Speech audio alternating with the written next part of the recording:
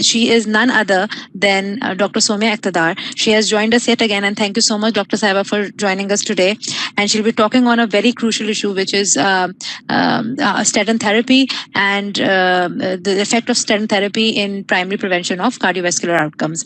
So, before handing it over to Dr. Somia, I would like to introduce her and present a small introduction of Dr. Somia Iqtidar. Dr. Somia Iqtidar has completed her bachelor's in medicine and surgery in the year 2004. She also did her post-graduation in internal medicine in the year 2010.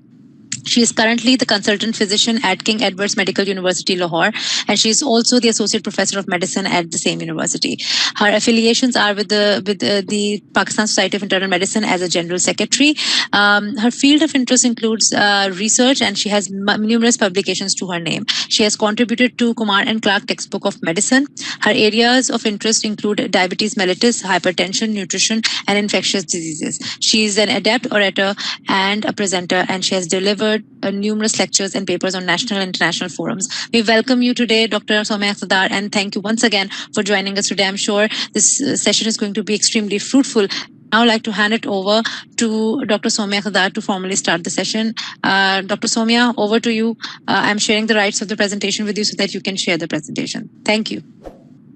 Thank you very much, Hira, for a very kind introduction, and thank you, Salvi Saab, every year. It's especially a problem in lower and middle income countries because the cardiovascular mortality rates, both age-adjusted and aging of these populations, are contributing to the rapid increase in the cardiovascular mortality. There was a large worldwide study that was done and it was published in the effects of potentially modifiable risk factor associated with myocardial infarction. This was conducted in about 52 countries, and it was called the INTER-HEART study. It was published in Lancet in 2004, and this showed that among all modifiable risk factors, the abnormal lipid levels were associated with the highest population attributable risk, which accounted for approximately 50% for the occurrence of myocardial infarction. So although the other risk factors are equally important, like diabetes, hypertension, smoking, tobacco intake, but the major attributable risk lies with these abnormal lipid levels. So looking at the Asia-Pacific burden of the disease and the challenges that we face, we all know that we live in a society where people are overweight and obese, and this has become a major public health concern. And despite the persisting levels of underweight in some countries, because we belong to a lower and middle income countries, the negative consequences of increased economic development, along with the overweight and obesity for health and economy, they are the major concerns for all of us. It is also predicted that in the next 20 years, unless and until we take drastic steps to change the scenario, this region of Asia Pacific will be faced by a crippling epidemic of cardiovascular diseases, including heart disease and stroke, and this will match to a scale which is not previously known. So why the reason of cardiovascular burden is high in this region? We all know that in this part of the world, there is increase in the elderly population, and the rapidly increasing rate of overweight, obesity, hypertension, dyslipidemia, diabetes, and smoking, and more particularly in the urban areas, is contributing to this burden. So let's talk about what we are going to target today. And we will be target about some of the lipoproteins.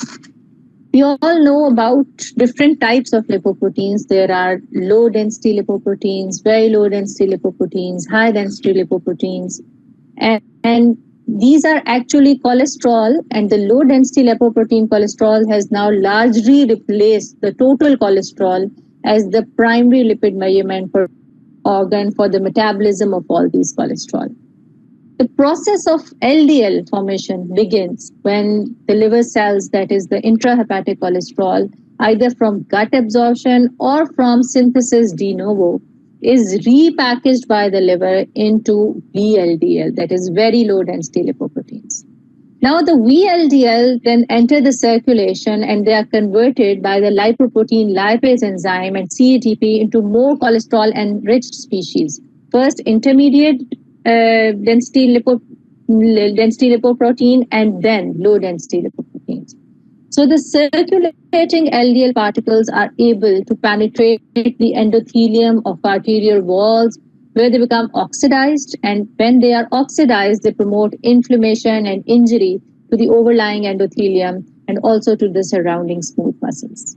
So these persistent elevations in the circulatory levels of LDL cholesterol is directly linked to the progression from early stage fatty streaks that we see in the vessels to advanced stage lipid rich plaques. So that is why the LDL cholesterol is the major determinant of narrowing of your blood vessels, leading to increased cardiovascular risk. So, and there is a new perspective on LDL cholesterol or non-HDL cholesterol goals recently. The difficulty of giving up the treat to goal paradigm was deliberated extensively over a period of about 3 years, and many clinicians they use targets as like LDL cholesterol of less than 70 and LDL cholesterol of less than 100 for secondary and primary prevention of atherosclerotic cardiovascular disease prevention. The use of LDL cholesterol targets actually may result in under-treatment with evidence-based statin therapy or over-treatment with non-statin drugs that have not been shown to reduce atherosclerotic HDL cholesterol. So implications of treating to an LDL cholesterol goal may mean that we are giving a suboptimal dose of statin because the goal has been achieved, or that adding a non-statin therapy to achieve a specific target results in down titration of the dose of statin because of the safety concerns of combining the two drugs. So we need to know what is the risk, and we estimate by risk by some tools. So which screening tests are recommended for the detection of cardiovascular risk, and what are the tools which measure it? So we all know that the low density protein cholesterols, they are estimated using the Fredwold equation. This is the equation in which the LDL cholesterol should be equal to total cholesterol minus HDL cholesterol minus triglycerides by 5. However, this method is valid only for values obtained during the fasting conditions and becomes increasingly inaccurate and invalid when either the triglyceride levels are greater than 200 milligrams and 400 milligrams respectively. So with the high triglyceride levels, this equation just fails to serve the purpose. Then the non-HDL cholesterol, that is the total cholesterol minus the HDL cholesterol, should be calculated to assist risk stratification in individuals who have moderately elevated triglycerides, that is about 200 to 500 milligrams per deciliter. And in addition, if they have diabetes or established atherosclerotic cardiovascular disease. So the TG levels should be part of routine screening in the lipids, and the moderate elevations of more than 150 may identify individuals at risk for the insulin resistance syndrome, because we all know that they are part of metabolic syndrome, and levels of more than 200 may identify individuals at substantially increased risk of atherosclerotic cardiovascular disease, and we have an evidence of grade B for this. So what are the lipid goals? These are all very complex mechanisms when we talk about it, but there are some things which are easy to remember, and we should know what are our goals and how do we achieve it. So there are some lipid goals which are set by the different authorities for the risk for atherosclerotic cardiovascular disease. And the goal is to keep the total cholesterol less than 200. LDL cholesterol should be less than 70 in very high risk patients, less than 100 in moderate to high risk patients, and less than 130 in low risk patients. On the other hand, non-HDL cholesterol, 30 above LDL cholesterol level or 25 above LDL cholesterol level in extreme risk patients. Triglycerides should be less than 150, and ApoB proteins, which you usually do not measure, should be less than 90 at high risk patients and those with diabetes, and less than 70 in patients with extreme risk. These are the guidelines what suggests. And how do we achieve these goals and reduce the risk? That is by the use of drugs which lower the levels of the cholesterol, and that are statins. So the statins have been used for years for treating dyslipidemias, but they come with their own set of problems. People complain of myopathy. There is an association of new onset of diabetes mellitus with them. There have been few incidences reported of hemorrhagic stroke with them. So the side effect profile limits their use sometimes, but we have to know that what are the incidence and at what dose of statins these side effects they appear. So if you treat 10,000 patients with an effective regime for 5 years, which is considered to be atorvastatin about 40 milligrams per day, it can cause about 5 cases of myopathy. And out of these cases, only one might progress to severe condition of rhabdomyolysis in which you need to stop the statin therapy. But they also need 2 new cases of diabetes, like 50 to 100 cases in 10,000 patients in a period of 5 years, and 5 to 10 cases of relatively lesser common side effects, which is hemorrhagic stroke. So the safety of atorvastatin in Asian patients with clinical trials was studied, and a meta-analysis of 101 randomized controlled trials, which were carried out between 1992 to 2012, they were enrolled. In the inclusion criteria, they had 58 trials enrolled, at least one Asian patient, which had 6 long-term and 52 short-term trials. So the mean duration of long-term trial was about 3.1 to 4.9 years, while the short-term trials lasted for 4 to 72 weeks. So the adverse events were used by seeing the medical direct dictionary for regulatory activities, and serious adverse events were noted. And the endpoints that we studied was the cardiovascular events, incidence of adverse events, treatment-related, severe adverse events, treatment-related, and study discontinuation due to treatment-related adverse or serious adverse events. They were extracted from the database of all these 58 trials, and then this meta-analysis was run. So this showed that the incidence of all-cause adverse events and severe adverse events in Asian patients treated across the atorvastatin, that is 10 to 80 milligram dose range, was similar to or lower than the observed with other statins or placebo and in non-patient patients. And the Asian patients enrolled in short-term studies were less than 5% for both serious adverse events and discontinuations due to treatment-related adverse events or serious adverse events. The discontinuations due to treatment-related adverse events were infrequent, and there was no case of rhabdomyolysis observed in Asian patients, and the incidence of myalgia was 1.8% in the short-term studies and 6.7% in the long-term trials. So the key findings were that all-cause adverse events were experienced by about 35% of the Asian patients in the short-term trials treated with atorvastatin, which is any dose, but with dose-specific adverse event rates, which ranges from 28% with atorvastatin 10 milligram to about 46% when high-dose atorvastatin, that is 80 milligrams, was used. So higher proportions of patients experienced all-cause casualty adverse events and severe adverse events and discontinuation due to treatment-related events in the long-term trials. This may be due to the longer duration of exposure to the drug or combining the drug with the increased rigor of monitoring and reporting of adverse outcomes.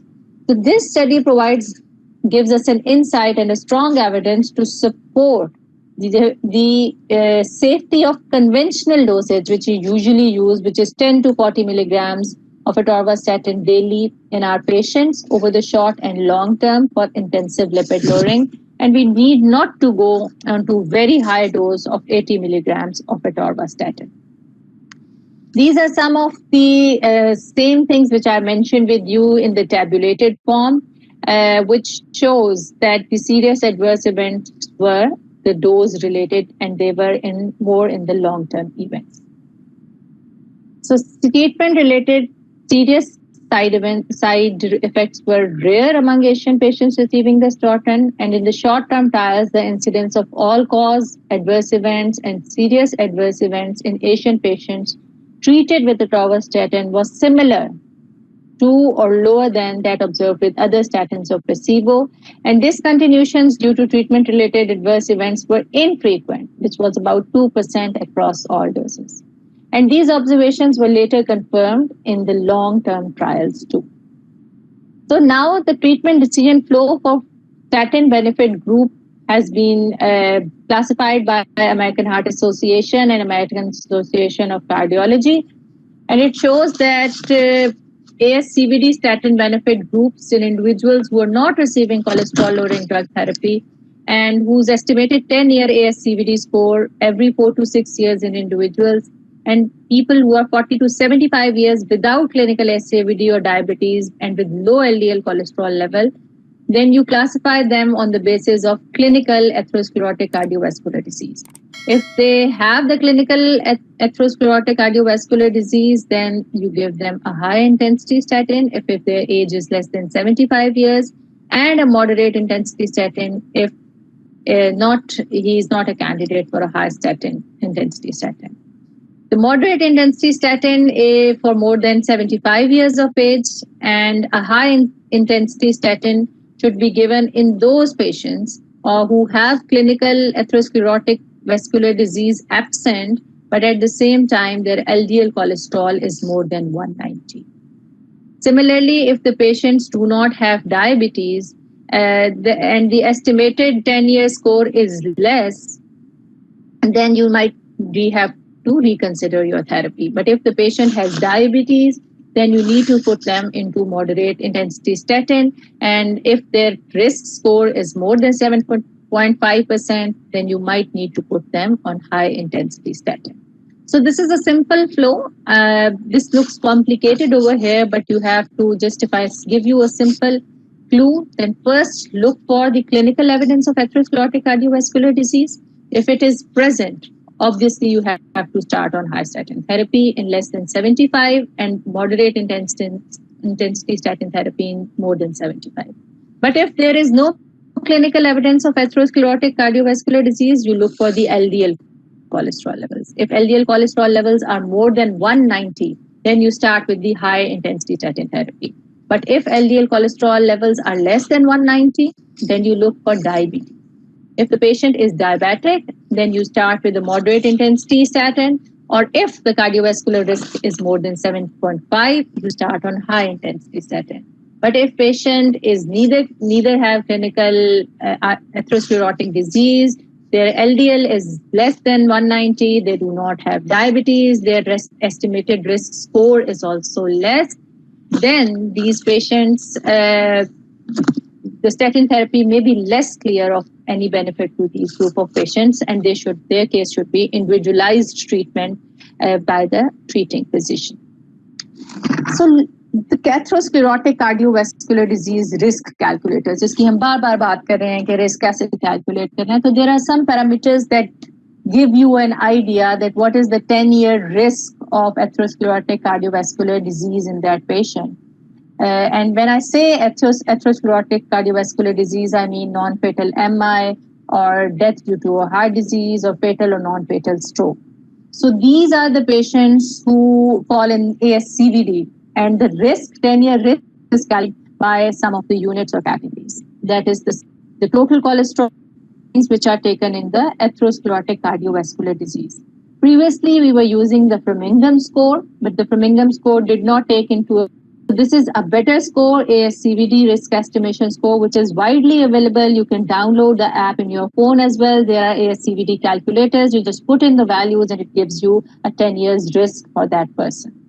So group 1 are clinically atherosclerotic cardiovascular disease patients, like they have stroke or peripheral age is less than 75, you give them high intensity statin, but in recapitulation of whatever I told you in that big algorithm, it's just a breakup of this algorithm. See, we did this algorithm. I'm just giving you to give you a clear picture that clinically we see atherosclerotic cardiovascular disease है more than 75 है, तो you need to be cautious and you give moderate intensity.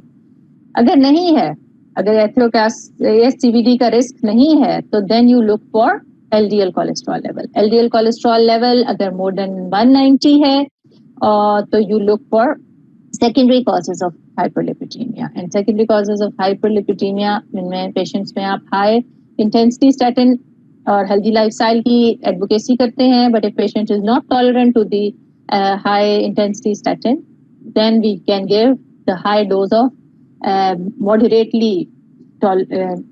intensity statin in these patients. And then the third step, LDL देख पहले clinically ASCVD देख ली, फिर आपने LDL देख लिया, उसके बाद थर्ड स्टेप पे आपने डायबिटीज देखनी है. सो अगर पेशेंट डायबिटिक है आपका, then you calculate the score. अगर तो डायबिटिक है और उसका स्कोर ज्यादा है तो हाई इंटेंसिटी स्टैटिन दीजिए. अगर डायबिटिक है लेकिन उसका स्कोर जो है वो कम है, लेस देन 7.5 है, तो उसे मॉडरेट इंटेंसिटी स्टैटिन भी दे सकते हैं. अब हाई और मॉडरेट इंटेंसिटी स्टैटिन क्या है ये भी आपको पता होना चाहिए जरूरी. जो हाई इंटेंसिटी स्टैटिन है जिनसे हम कोशिश करते हैं कि they are going to reduce the LDL cholesterol by about 50%, and moderate intensity are those which reduce the LDL cholesterol levels by 30 to 50%. So that's how we label them as high intensity statin and moderate intensity statin. अगर patient को diabetes भी नहीं है, उसकी age between 40 to 75 है, उसकी LDL cholesterol less than 190 है, and you score आपका जो है वो लेस देन 5 आ रहा है, तो then you should reconsider adding this statin therapy to this patient and look for other factors that may be contributing to it. If the risk score is between 5 to 7.5, you start with the moderate intensity statin and you re-emphasize on the lifestyle habits, including your diet, your exercise, and control of other risk factors and active lifestyle.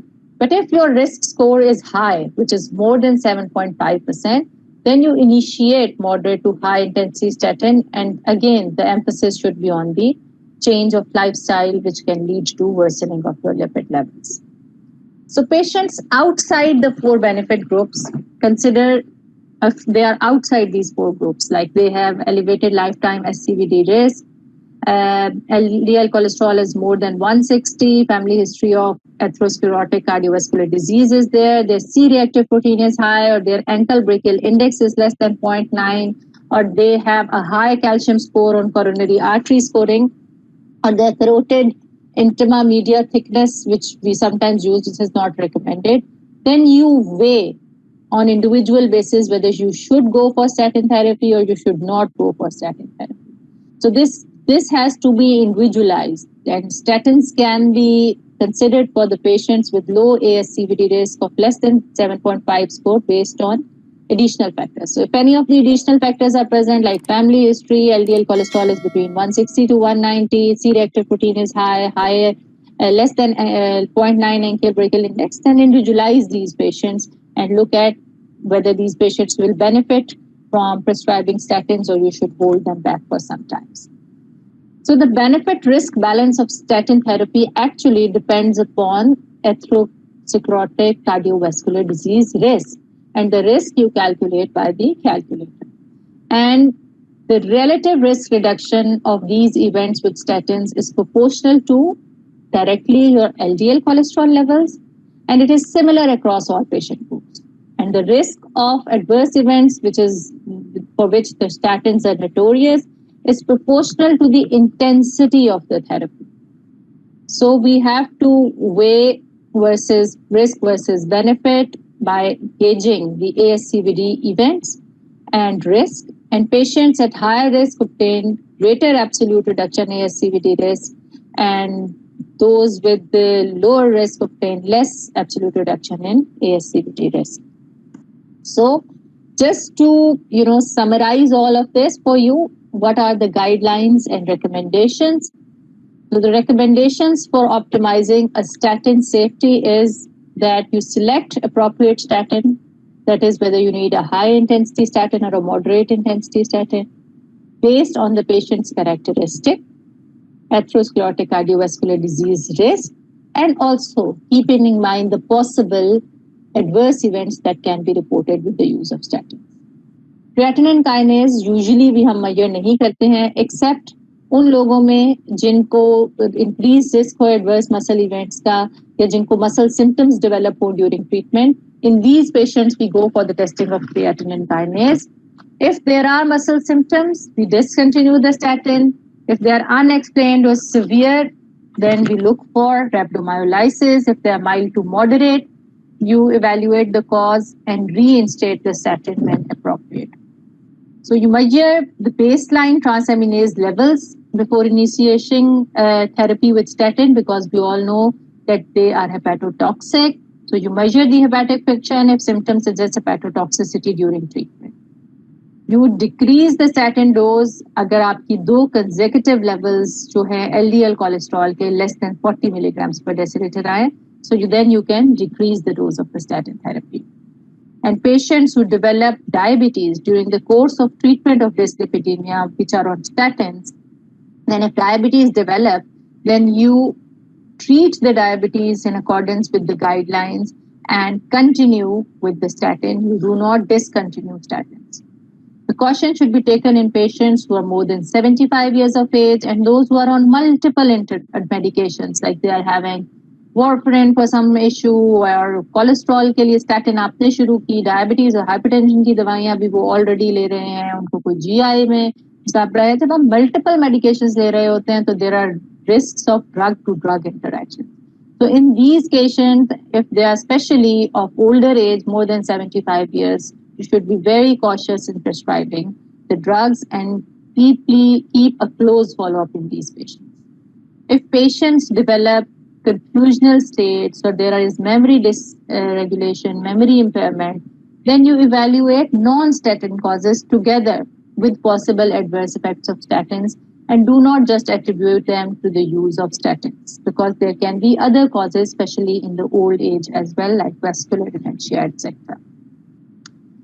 So patients with less than anticipated response, we need to reinforce the statin benefits, and we have to make sure that our patients are adherent to the treatment. So the adherent to the treatment is very important, because आपको पता है कि once our patients reach the targets or the feel, खुद ही report पढ़ के वो assume कर लेते हैं that हमारे अब तो level ठीक है तो अब हमें दवाई बंद कर देनी चाहिए. So we need to address this issue as well, that they are taking their medication regularly, not missing their pills, and they are sticking to the lifestyle changes that you have advanced them, and this needs a continuous message being propagated to them on every follow-up visit to tell them to stick to their medication and to continue with their lifestyle changes that you have prescribed them. So if there is an anticipated therapeutic response, you check that if patient is on high intensity statin, then there should be a reduction in LDL by 50%. And if the patient is on moderate intensity statin, there should be a reduction in LDL by 30 to 50%. But if the response is less than the anticipated therapeutic response, then you see whether your patient is tolerant to statin therapy or not. If they are not tolerant to the statin therapy, then you manage the statin intolerance. If they are tolerating the therapy well, then you reinforce the medication adherence and you tell them to continue with the lifestyle changes, and then you exclude the other causes which can be contributing to hypercholesterolemia. And then you follow up them after every 4 to 12 weeks. But if the patient anticipated therapeutic response needs a reinforcement, then you can continue the adherence and follow up every 3 to 12 months. And on every follow-up visit, you need to reinforce the improved adherence response. Okay, so non-statin therapy. Non-statin therapy भी बहुत सारे clinicians use कर रहे होते हैं कि जी statin therapy में या तो insufficient response है या patients जो हैं उनको tolerability का issue है. So let's start with the non-statin therapy. So non-statin therapy is not recommended as a routine therapy, and benefit groups should receive maximum tolerated intensity of statin therapy where possible. And this should be in addition to the lifestyle changes, and it should be re-emphasized before you add on a therapy of non-statin drug for your patient's benefit. So if there is insufficient response to high intensity statin, that is the LDL reduction is less than 50%, then you re-emphasize number one on the adherence to healthy lifestyle and continuation of statin therapy, and consider an addition of non-statin cholesterol lowering drugs And especially the drugs which you are adding should be the ones who have shown to decrease the atherosclerotic cardiovascular disease in RCTs. And they should be added only if there is a benefit of ASCVD risk reduction and it outweighs the potential adverse effects. If there is insufficient response to moderate intensity statins, on the other hand, that is the LDL cholesterol reduction is less than 30%, then you re-emphasize same steps, adherence to the healthy lifestyle and statin. And in these cases, since you are on moderate intensity statins, you can escalate your dose of statins by increasing the dose. And then again, you continue to tell them to adopt to the lifestyle changes and continue taking their statins. And if still they are not being managed adequately, you can add on a non-statin cholesterol drug, and ideally those drugs should be considered who have a potential benefit of decreasing your ASCVD risk. If your patient is completely statin intolerant, there are some patients who continuously talk about severe myopathy and myalgias and are completely intolerant, or their transaminases level go up. So in those patients, you can consider non-statin as a monotherapy, but in all other cases, it should be an add-on therapy rather than a monotherapy. Okay, so the next question is जो बहुत ज़्यादा लोग पूछते हैं कि जी जो LDL cholesterol है उसको कितना कम करना चाहिए statin therapy के ऊपर.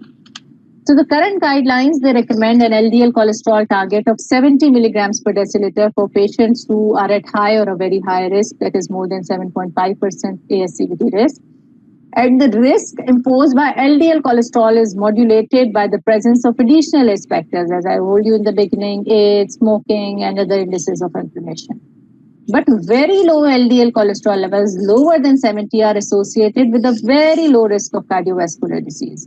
And low and very low LDL cholesterol levels are achievable with statin therapy. Here I am quoting one of the studies which was published in the current atherosclerosis report in 2014.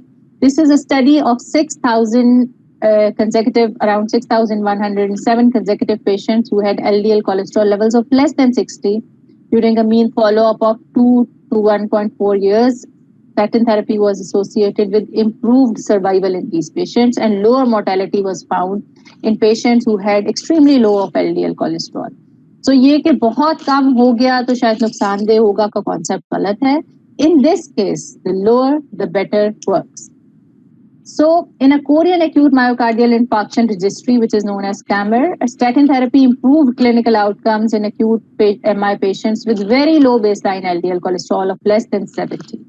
So adverse events of very low LDL cholesterol levels in hypo-beta lipoproteinemia and A-beta lipoproteinemia are associated with intestinal fat malabsorption, hepatic steatosis, impaired transport of fat-soluble vitamins, peripheral neuropathies, acanthocytosis, mental retardation, and growth abnormalities. But for secondary prevention, achieving LDL cholesterol levels below 70 is beneficial and safe and is very cost-effective. So for primary prevention, such therapy appears to be cost-effective for those who have a 10-year cardiovascular risk of 5% or more. So the treatment has to be individualized.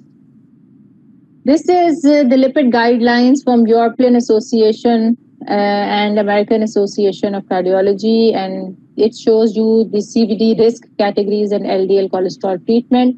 That patients who are of extreme risk, उनका आपका जो treatment goal है उसमें LDL less than 55, HDL less than 80 और ApoB जो है वो less than 70 होनी चाहिए. जो patients आपके very high risk के हैं, so American College of Cardiology, they say that if there is an established recent hospitalization for heart event like ACS or coronary or peripheral vascular disease, and the 10-year risk is more than 20%, or if the patient is diabetic or there's kidney disease or any other risk factor, then these patients should have an LDL of less than 70 and a non-HDL of less than 100 and ApoB less than 80. In patients who are high risk, and high risk we call who have more than 2 risk factors, a 10-year risk of 10 to 20%, patients of diabetes, chronic kidney disease, familial hypercholesterolemia, all these patients are high risk patients. And the targets of LDL is less than 100, non-HDL is less than 130, and ApoB lipoprotein is less than 90. In the moderate risk, in which there are less than 2 risk factors and 10-year risk factors is less than 10%, you target for an LDL of less than 100, non-HDL total cholesterol of less than 130, and ApoB of less than 90. And in the no risk patients, which are there whose 10-year risk is between 1 to 5%, the targets are rather relaxed, and you can have LDL cholesterol of less than 130. Some associations say that it should be less than 115, and non-HDL should be less than 160. So the European Society of Cardiology, a very big name, and many people follow these guidelines. Their 2016 recommendations for lipid control show that in patients at very high cardiovascular risk, their LDL should be less than 70, or a reduction of at least 50% of the baseline that is recommended. So अब एक सवाल जो लोग और पूछते हैं कि जी less than 50% करना है या less than 70 करना है.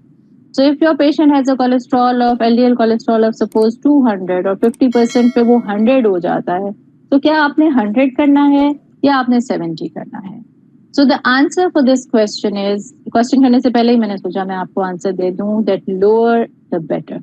If it is your 50% is higher than more than 70 milligrams per deciliter, then go for a level of less than 70.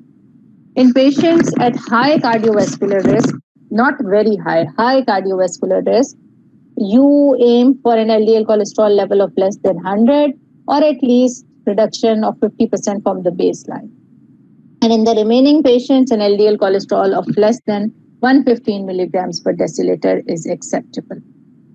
So these are all the possible intervention strategies. You know, lifestyle advice आपने जरूर देनी है, adherence to treatment जरूर बताना है, और उसके बाद statin therapy, and when do you need to add on a therapy that we have already discussed. So NICE versus European Society of Cardiology guidelines versus ACCA, American जो associations है उनकी guidelines को हम compare करें. So more or less message वही है, same है, that you calculate by looking at the LDL cholesterol level, the diabetes, and the risk of atherosclerotic cardiovascular disease, and then you individualize your treatment. NICE says that for secondary prevention, you give 80 milligrams of atorvastatin. American Society say that high intensity therapy should only be given if patient is less than 75, and more than 75, you give a moderate statin. And European Society of Cardiology says that you decide on the level of LDL cholesterol, that it should be less than 70 or there should be more than 50% reduction.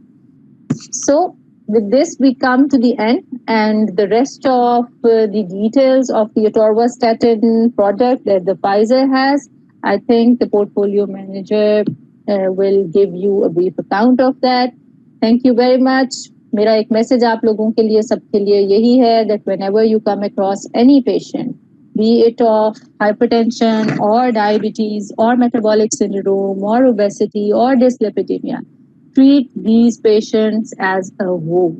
Don't treat individual, यानी कि सिर्फ blood pressure का treatment कर लिया, बाकी risk factors को नहीं identify किया. Just look for the other causes which can contribute to the cardiovascular mortality, and treat a patient as a whole package. Look for the risk factors, identify those risk factors, set the goals, meet the targets, encourage the patients to adopt a healthy lifestyle in their diet, in their active routine, exercise, and incorporate a treatment regime in consultation with the patient. Convince them, because if patients are convinced, they tend to adhere to their treatment therapy, and this in return makes you achieve your goals of treating your patients and meeting your targets. So thank you very much for your active listening. I hope I was able to answer most of your questions, but if there are any questions, I would be happy to take them along. Thank you. Thank you so much, Dr. Somya. I think it was a very, very enlightening session for all of us. Statin therapy, or when you talk about lipid management, is definitely a very critical issue for physicians when they are treating their patients. And I think this is definitely the need of the hour when we talk about lipid management and statin therapy. You have very adequately discussed all the adverse events that are associated with statin therapy, while at the same time, in the light of the ACC, AHA, and NICE guidelines, you've also defined how statin therapy should be administered. So thank you so much for sharing all of that information. I do have a few questions coming in. I think there's one question from Adil and Nawaz. In patients 76 years and older who do not have any CVD risk factor, should we give modern statin therapy for to or avoid starting statins in terms of risk development?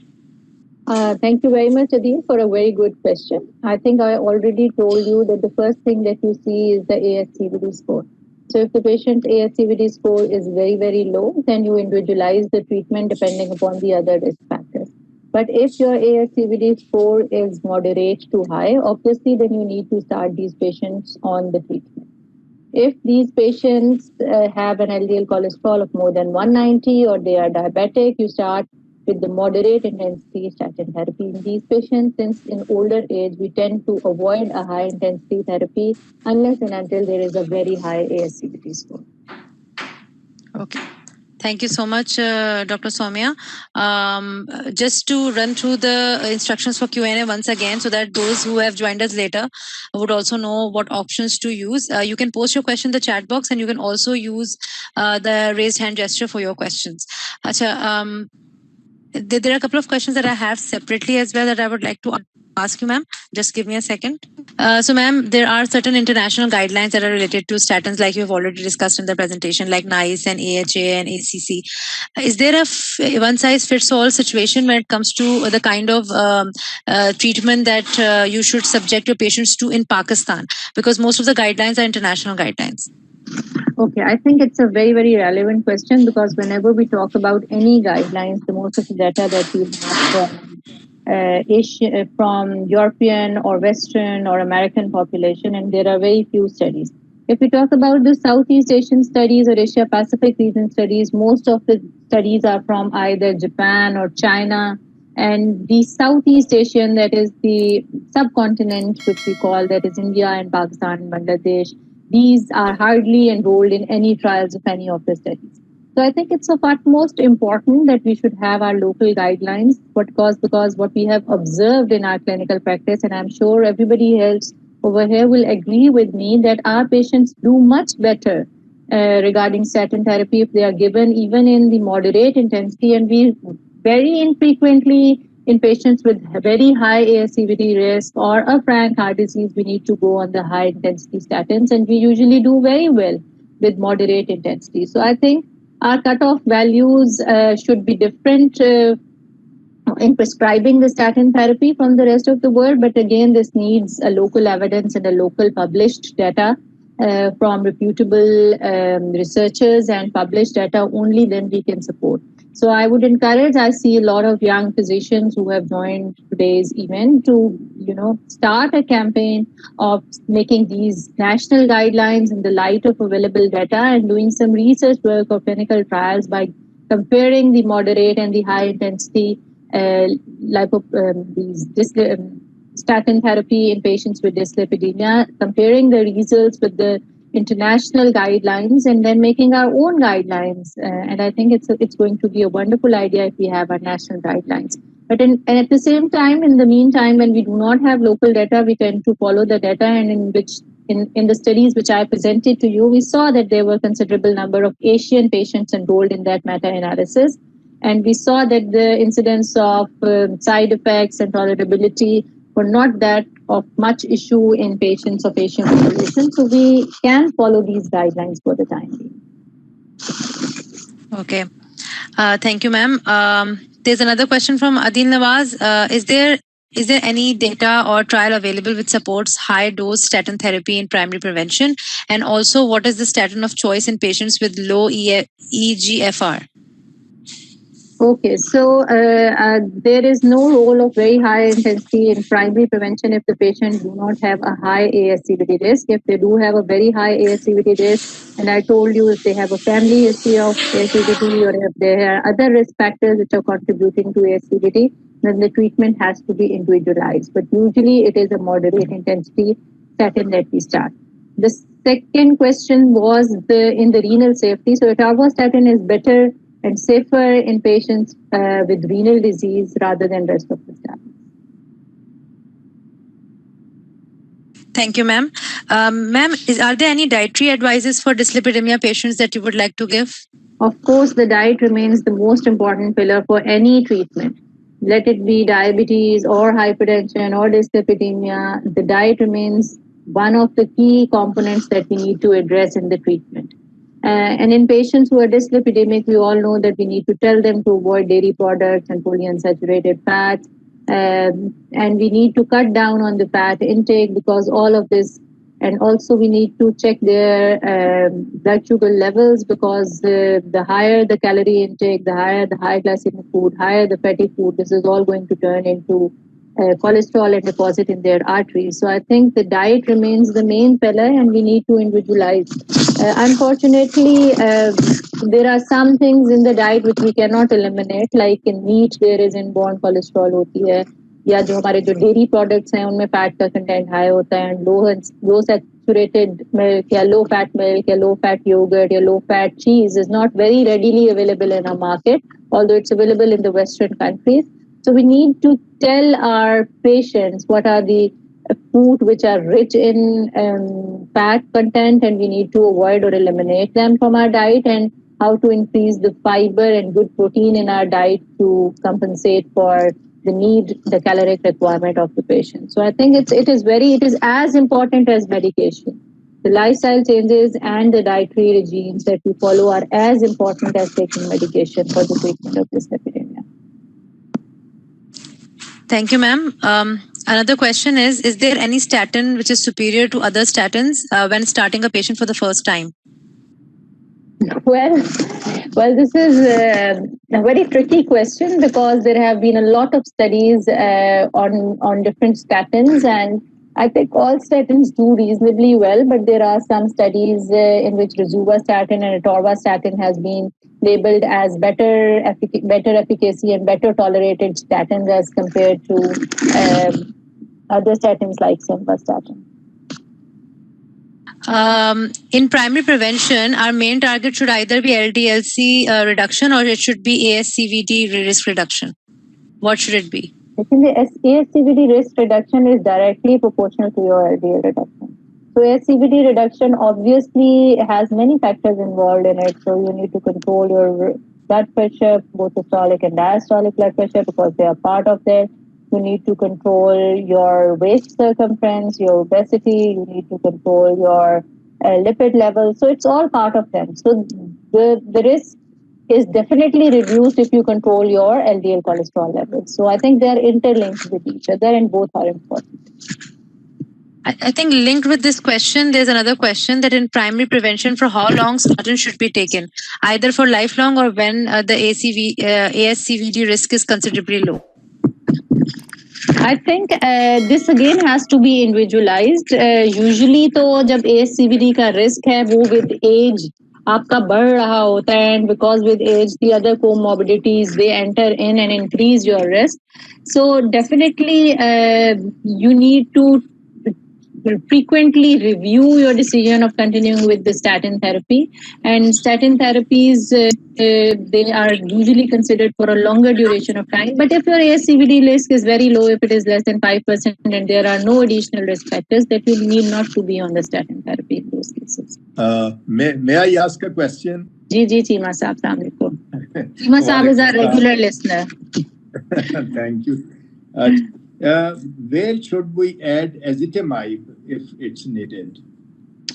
As I told you, Cheema Saab, in the beginning as well, that statin remains the gold standard for treatment. But if your patient is either intolerant to the maximum dose of statin, or if you are unable to achieve your targets, that is, you are unable to achieve the 50% reduction in your LDL cholesterol levels or less than 70 milligrams LDL cholesterol level with the maximum dose of statin therapy tolerated by the patient, that is when the role of other therapies comes in. So it might be in the form of niacin or fibrates or ezetimibe or fish liver oil. The add-on therapies come after the statins fail to achieve your target or they become intolerant in the maximum provided dose. Thank you. There are some recent reports, they have undermined this cholesterol levels. There are some rumors on social media. Is there any fact in this? लेकिन सीमा साहब मैं हमेशा कहती हूँ we are a nation of conspiracy theories किसी भी चीज के मुतालिक जो है ना वो अब आपने देखा ही है कि वैक्सीन के साथ बल्ब भी नहीं जल रहा और वैक्सीन भी नहीं चिपक रहा तो स्टैटिन्स के साथ भी यही स्टोरी थी that this is whole drama and there is no role of statin therapy and this is all a game of the companies to mint money and there is absolutely no indication of statin therapy. But the scientific things, they go on the scientific evidence, and the scientific evidence is provided by the research and the publications that people do from all over the world to support that hypothesis. And we have a very, very rich data supporting the use of statins. And as I told you in the beginning in the study, which was a study carried out in 52 different countries, in which it showed that 50% of the attributable risk was by decreasing the LDL cholesterol levels, and this is the most contributing factors in decreasing your risk of ASCVD. So I think there is no life to that drama which was staged on the social media to discourage the use of statins in these patients, and there are very good drugs, and they definitely do reduce the risk of ASCVD and prolong life of the patient, and longevity of the patients has been documented by the use of statins in multiple trials. And they should be part of our daily regime treatment when we are treating dyslipidemias. Some renowned cardiologists from America, they are advocating keto diet, which is mainly fats. What is your view? देखिए मैं सारी जो diets जो unnatural diets होती हैं इनको fat diets कहती हूँ and they can sometimes may do more harm than good they might help you reduce the weight but in the long term they disturb your metabolism and they're not beneficial. So हमेशा balanced diet with portion control and good physical activity is the regime to treat your obesity or overall problems. And with your question मुझे एक बात याद आई that we have Digestive Health Digestive Day on 29th of May और इस दफा की जो theme है वो है obesity the ongoing pandemic. So obesity and metabolic syndrome, you all know, are directly related to the dyslipidemia and atherogenesis and plaque formation in the vessels. So we should all work on propagating this message of reducing the weight and reducing the waste and circumference in our population, because this has a direct role on the atherosclerosis cardiovascular disease. And we should all advocate the use of healthy diet, and the diet should be in recommendation with a nutritionist or a medical specialist rather than a social media forum or a WhatsApp message telling you to eat this and lose weight in 10 days and carrot diet and cucumber diet and banana diet for losing weight and challenges, because they are not always scientifically backed by the data on which the medical science works in losing the weight, and they should be discouraged. Because the keto diet has been found to be most effective in weight reduction in comparison to all other diets. Because those people who have done keto diet, they have reduced a lot of weight. मैं आपको बताऊं अपनी अगर नाम नहीं ले सकती, but I know quite a few people who have done keto diet and their kidneys, they went into a renal dysfunction because of high protein intake by these patients. So going to a keto diet it can be helpful in weight reduction, but it has to be supervised and monitored by a nutritionist. And it is not total elimination of other foods, but it has to be restricted fatty food in your intake, and glycemic index Jin foods का high है उनको restrict करें और portion control करें exercise के साथ. That is the best way to lose weight rather than a single track diet which can be harmful to you. Okay, thank you. Thank you, sir. Ma'am, there's another question. In Jupiter trial, higher CRP levels were associated with higher CVD risk. So should CRP level be routinely measured in primary prevention? If you can, Hira, go back to the slides. Can you go back to the slides? Sure. Just a second, ma'am. You will see जहाँ individualized treatment हमने बात की थी, तो उसमें मैंने CRP थोड़ा सा आगे third fourth last slide हो गया, third last slide there's a paper. So I did talk about that if CRP levels are more than 2, then you have to individualize the treatment because that is also a risk factor for atherosclerotic cardiovascular disease. थोड़ा आगे another आगे. Okay, so just by answering you, the CRP levels are definitely, the CRP levels are markers of inflammation. And whenever there is atherosclerosis, there is inflammatory injury and oxidation. आपको पता है कि stress जो होता है, oxidative stress, उसकी वजह से आपके inflammatory markers जो हैं वो raise हो जाते हैं. और they are an indicator of atherosclerotic. Can you change the slides, ma'am? Yes, I can. See. So C-reactive protein of more than 2 milligrams per deciliter. In these patients, statins can be considered if a CVD risk is less than 75%, but C-reactive protein is high, or ankle brachial index is low, or there is high coronary artery calcium score. And then in these patients, you have to be individualized treatment. Discussion should be based on the benefits of giving a statin in these patients, and these patients actually might benefit from getting a statin therapy in the long term. I already mentioned in the slide. Okay, ma'am, there's another question. So there are a lot of questions coming in still, which is a good thing. Ma'am, since you were talking about, the different people using social media as a platform to sort of present the negative impact of statin therapy when it comes to patients who are facing cardiovascular risk associated with, cholesterol or high cholesterol, or dyslipidemia. So there were a couple of adverse events that you mentioned while you were presenting. You were talking about, I think, myalgia, and then there were a couple of other risk factors that are associated with the use of. Yes. So in case of these adverse events, do you think it is advisable for people who have high triglyceride level or high cholesterol, or do you think that there's any alternate to the statin therapy in cases where patients are immunocompromised as a result of high triglyceride level or high cholesterol level? So is there an alternate to statin therapy where people are more prone to adverse events? Do you think there's an alternate to it, or how do you manage such patients where the likelihood of adverse event is more? Yeah, this question was also answered in the presentation. Patients who are intolerant to statin therapy because of myalgias, myopathy, ideally, so if this is myositis, which is documented by a raised CPK levels of more than 5 to 10%, 5 to 10 times above the normal level, then you should stop the statin therapy. But those patients who have just myopathies, like they have myalgias or pains and there's no documented CK levels, in these patients you can reduce the dose of these patients. But if these patients develop severe symptoms, then you should stop and reinstitute, look for the other causes of myopathy. But if the patient is on high intensity statin therapy and their experience, you can switch to moderate intensity therapy. If still they are intolerant, because there are individual variations, then you can stop, look for the other causes of myopathy, rule them out, and then reinstitute statin and see the response of these patients. Patients who have hepatotoxicity. Hepatotoxicity is also a known case of statins. They can be monitored by using their transaminases level. There is new onset of diabetes mellitus type 2 also reported with these patients.